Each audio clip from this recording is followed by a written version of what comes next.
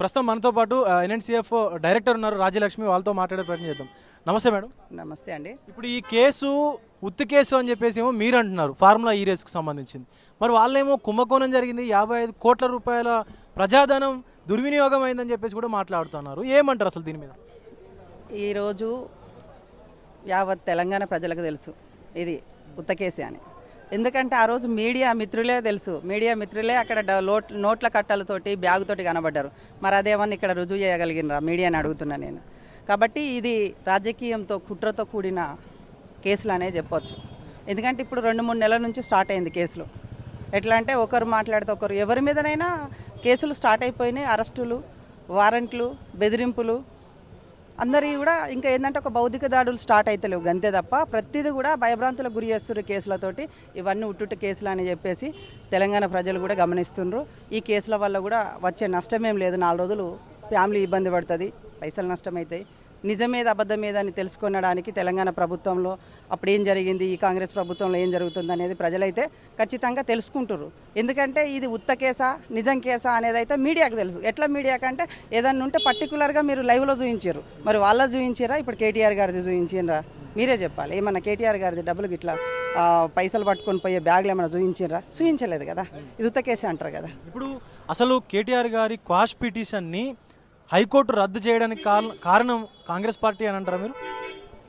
రద్దు అని అంటే కోర్టు ఏమని ఇప్పుడు 2 గంటలకు హరీషాన్ని ఏమని చెప్పిండు, 2 గంటలకు ఏది నిజం ఏది అబద్ధం అనేది చెప్తారు. ఈ కేసును కొనసాగించమన్నారు తప్ప కేసును నిర్ధారించలేదు అని చెప్పారు. కోర్టుది సాయంత్రం వరకు అయితే తెలుస్తుంది. ఏదైనా తప్పు జరగలేదని మాత్రమే మేము చెప్పగలుగుతున్నాం. ఇప్పుడు ఒకవేళ నేరం కనుక రుజువు అయ్యి ఖచ్చితంగా కేటీఆర్ గారు అరెస్ట్ అయ్యేటువంటి ఛాన్స్ వస్తే మీరేం చేస్తారు? ఏదో తప్పు చేయలే, దేనికైనా సిద్ధం అనేసి కేటీఆర్ గారు అంటున్నారు. తప్పు జరగనప్పుడు దేనికైనా సిద్ధం అన్నప్పుడు దేనికైనా మేము ఒప్పుకున్నట్టే కదా. తప్పు జరగలేదని అయితే వాస్తవం తెలుస్తుంది. తప్పు ఎట్టి పరిస్థితుల్లో చేయలేదనేది మా మనస్సాక్షికి తెలుసు. కాబట్టి దేనికైనా తప్పుడు సాక్ష్యాలు తప్పుడు కేసులు పెట్టినట్టయితే దేనికైనా సిద్ధం అనేసి కేటీఆర్ గారు చెప్పిండు. దానికి దేనికైనా ముందు, ఎందుకంటే తెలంగాణ ఉద్యమం అప్పుడు 100 కేసులు అరెస్ట్ అయిన రోజులు అల్లో చూసుకుంటూ వచ్చినాం కాబట్టి ఈ కేసులకేం భయపడమని చెప్పారు వాళ్ళు. ప్రధానంగా కేటీఆర్ గారు కూడా కాంగ్రెస్ పార్టీ మీద ప్రధాన ఆరోపణలు చేస్తూ ఉన్నారు. వచ్చినటువంటి ఈ సంవత్సరం 2 నెలల కాలంలోనే 1,50,000 కోట్లకు పైచిలకే అప్పు చేసిరు, అవి ఏం చేశారని చెప్పేసి కూడా ప్రశ్నిస్తూ ఉన్నారు. మరి కాంగ్రెస్ పార్టీ నుంచి ఎలాంటి సమాధానం లేకుండా ఉంది, ఏమంటారు దీనిపైన మీరు? ఇక వాళ్ళు సమాధానం చెప్పే స్థాయిలో లేరు ఎవరు, కాంగ్రెస్ ప్రభుత్వం. ఎందుకంటే మీరు ఎట్లా చేస్తారు అని ఒక సందర్భంలో కాంగ్రెస్ ప్రభుత్వంలో ఉన్న ఇప్పుడు సీఎం గారిని, రేవంత్ రెడ్డి గారిని మీడియా అడిగితే, నేను ఒక గుంపు మేస్తరిని, ఎవరికి వాళ్ళే చేసుకుంటూ నేను ఏం చేయలేను అన్నాడు. ఆయన అంతకంటే నిజాయితీగా రేవంత్ రెడ్డి గారు చెప్పినప్పుడు మనం మళ్ళీ క్వశ్చన్ చేస్తాడు, కరెక్ట్ కాదు కదా. అంతే కదా. ఇప్పుడు మామూలుగా ఎప్పుడైనా బీసీ అనేది ఒక నినాదం వినిపించినప్పుడు ప్రధానంగా క్యాబినెట్లో కానీ మంత్రివర్గంలో కానీ కొంతమందికి బీసీకి సంబంధించినటువంటి నాయకులకైతే చోటు కల్పించాల్సినటువంటి అవసరం ఉంటుంది. ముఖ్యంగా బీఆర్ఎస్ వాళ్ళు కూడా కల్పించారని చెప్పేసి మీరు అంటున్నారు.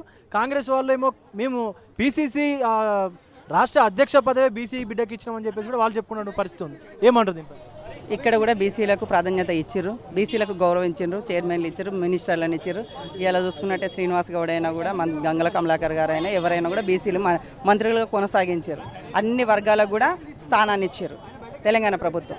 ఇలా ఒక పీసీసీ ఇచ్చినంత మాత్రాన బీసీల మీద ప్రేమ ఉన్నట్టు కాదు కదా. సో ఇది పరిస్థితి.